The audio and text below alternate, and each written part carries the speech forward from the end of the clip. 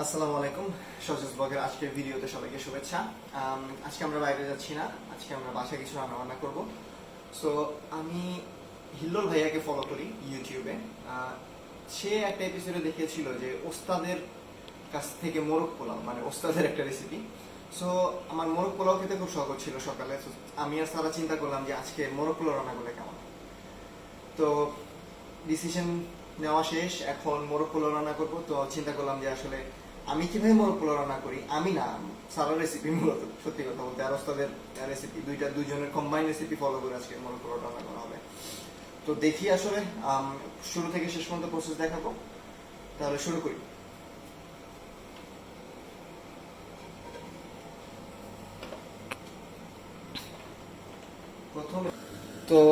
প্রথমে চুলায় আগুন জ্বালাই।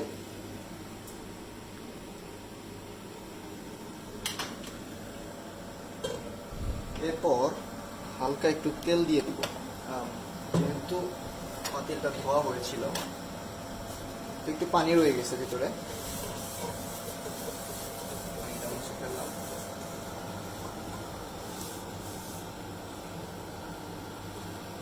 এখন প্রথমে তেল,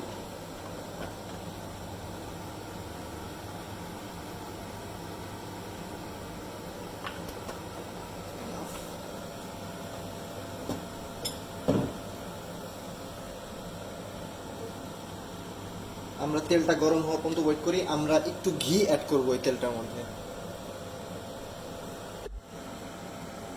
একটু ঘি অ্যাড করে দিলাম। ঠান্ডায় ঘি জমে গেছে। এটা হচ্ছে গিয়া অনিল ঘোষের বাঘাবাড়ি স্পেশাল ঘি, এখানে পাওয়া যায়, লাকি আমরা।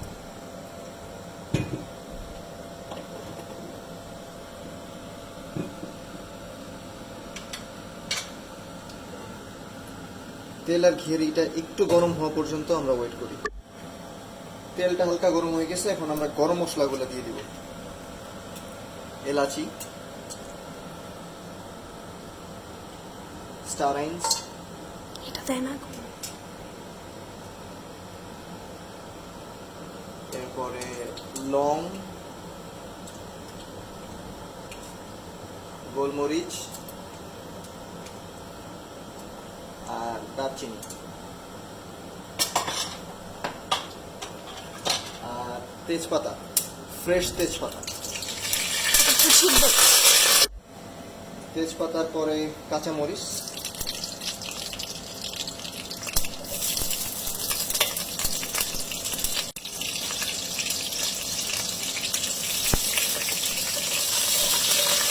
এরপরে পেঁয়াজ অ্যাড হয়ে যাবে।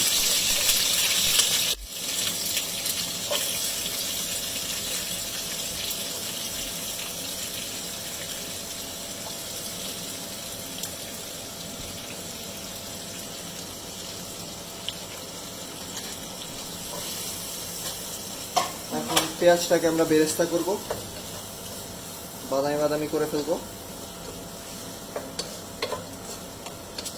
পেঁয়াজটা বাদামি হওয়া পর্যন্ত ওয়েট করি। তার আগে মোস্ট ইম্পর্টেন্টলি লবণ অ্যাড করতে হবে।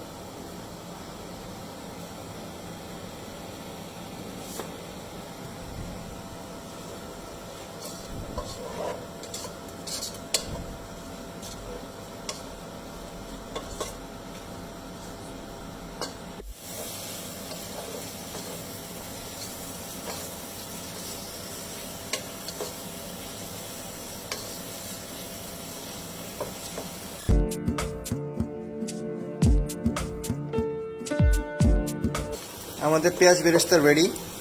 এখন আমরা অ্যাড করব পোস্তদানা, বাদাম বাটা আর পেঁয়াজ বাটা, এই তিনটা জিনিসের মিক্সচার একসাথে। আমি টেক ওভার করছি, কারণ হচ্ছে গিয়ে আমি আর হ্যান্ডেল করতে পারতেছিলাম না। ভাব তো প্রতিদিনই নেই যে আমি রান্না করব।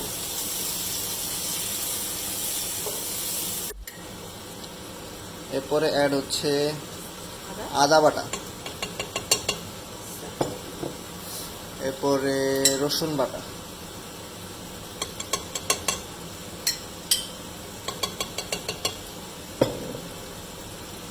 এরপরে কি অ্যাড করবো আমরা? আচ্ছা, এটার আগে ঘুইটি নিই।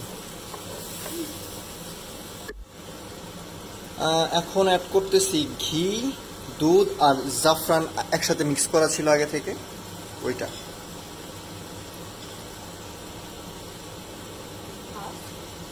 অলরেডি মশলার একটা ভালো গন্ধ বেরো স্টার্ট করছে।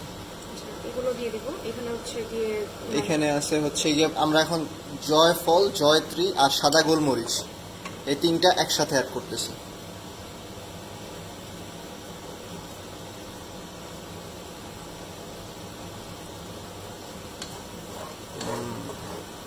ভালো একটা স্মেল আসতেছে অলরেডি। চিকেনগুলোতে এখনো অ্যাডই হয়নি।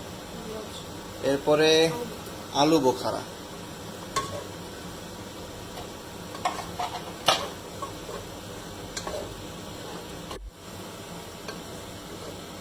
হালকা একটু দুধ অ্যাড হচ্ছে।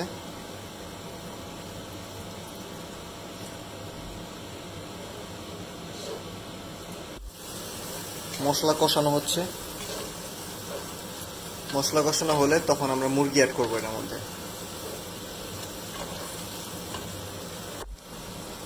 মশলা কষানো ডান। এখন হচ্ছে আমাদের চিকেনটা অ্যাড হয়ে যাবে। এখানে আসলে পাকিস্তানি কক মুরগি বা এই টাইপের ব্রয়লার চিকেন যেগুলো পাওয়া যায় ওগুলো খুবই হার্ড হয়। ওগুলো আসলে আমাদের সোনালী মুরগি ওই টাইপের চিকেন আসলে অ্যাভেলেবেল না। তো আমরা আসলে ফার্মে নিয়ে আসছি broiler chicken, basically hard chicken না, ব্রয়লার চিকেন। সিদ্ধ হতে সময় কম লাগবে, হোপফুলি মানে মোরগ পরোটা তাড়াতাড়ি রেডি হয়ে যাবে।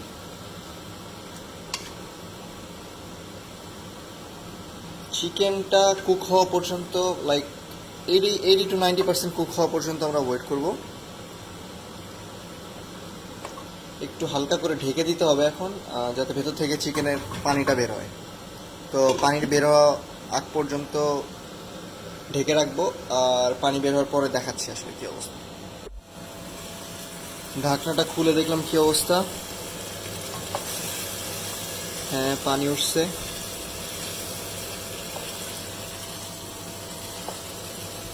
আমাদেরকে পানি অ্যাড করতে হবে একটু।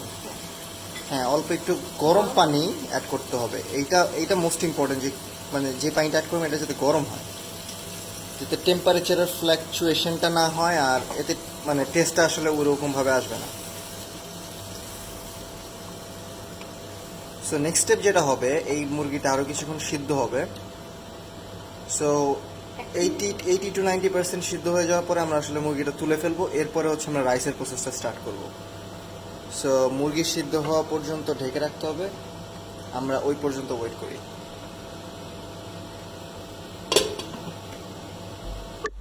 Chicken almost half way through. আমরা জিরা অ্যাড করতেছি এখন। আমরা ডিম অ্যাড করতেছি, কারণ চিন্তা করলাম যে মুরগি নামানোর আগে ডিমটা দিয়ে দিই, যাতে মশলাটা ডিমের ভিতরে একটু ঢোকে। মুরগি অলমোস্ট নামানোর সময় চলে আসছে, আর হয়তো বা মিনিট 5-এর মতো রাখতে হবে। আমরা ঢেকে দেই, এখন ঢেকে দেব।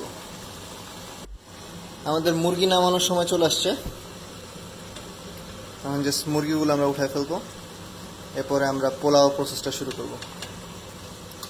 মোরগ উঠতেছে, পোলাও অ্যাড হবে দুইটা, তারপরে দুইটা মিলে যাবে। দুইটার নাম কি হবে? মোরগ পোলাও। যদিও এটা মোরগ না,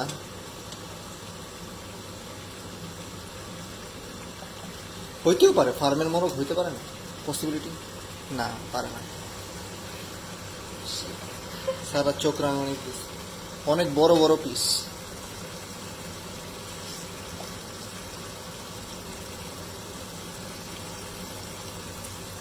ডিমগুলো উঠে ফেলবো।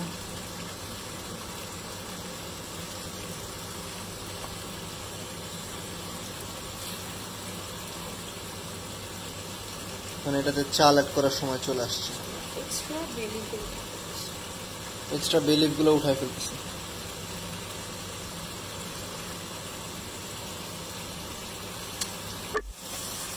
মুরগি তুলে ফেলছি আমরা। এখন এটার মধ্যে আমরা চালটা অ্যাড করে ফেলতেছি।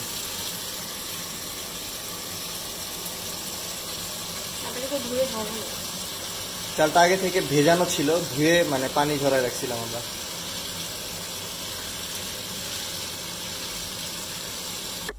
আমরা এখন চালটাকে কিছুক্ষণ ভাজবো।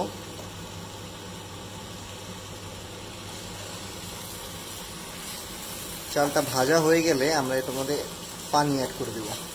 রেশিওটা আমি বলে দিই, আমি নর্মালি এটা পানির জন্য ইউজ করি সেটা হচ্ছে গিয়া যতটুকু চাল নেবেন তার ঠিক এক্স্যাক্টলি ডাবল পরিমাণ পানি। কিন্তু এখানে যেহেতু আগে থেকে আমরা মশলার মধ্যে চালটাকে ভাজতেছি, সো ওখানে একটু পানি ছিল, সো ওইভাবে একটু অ্যাডজাস্ট করে নিতে হবে আর কি। সো লাইক 4 পট চাল হলে 8 পট না দিয়ে 8.25 পট বা 7.5 পট এই টাইপের পানি দিলে আসলে ভালো হয়। তো চালটা আর একটু ভেজে তারপর আমরা পানি অ্যাড করি। চাল ভাজা শেষ, এখন আমরা পানি অ্যাড করতেছি।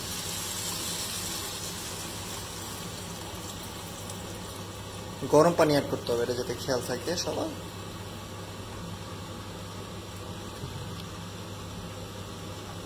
এখন চাল পোলাওটা বলক আসা পর্যন্ত ওয়েট করতে হবে। যখন একটা বলক চলে আসবে তখন আমরা চিকেনগুলো অ্যাড করে দেবো এর মধ্যে। তো পোলাওটা আমরা ঢেকে দেব।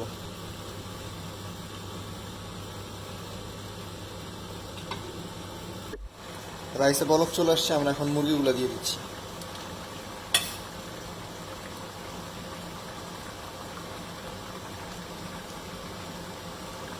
এরপরে শুরু হবে দম প্রসেস।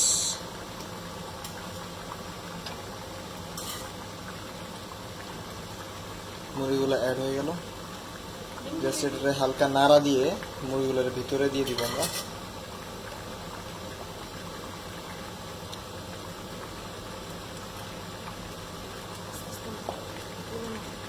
হ্যাঁ,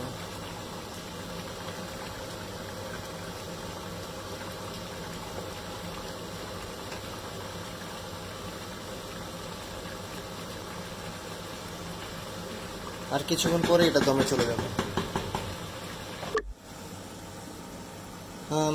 বেরেস্তা অ্যাড করলাম, এখন হচ্ছে দমের পালা। পানিটা অলমোস্ট শুকায় চলে আসছে, এখন জাস্ট দমে দিয়ে আমরা ফাইনাল প্রোডাক্টের জন্য ওয়েট করব।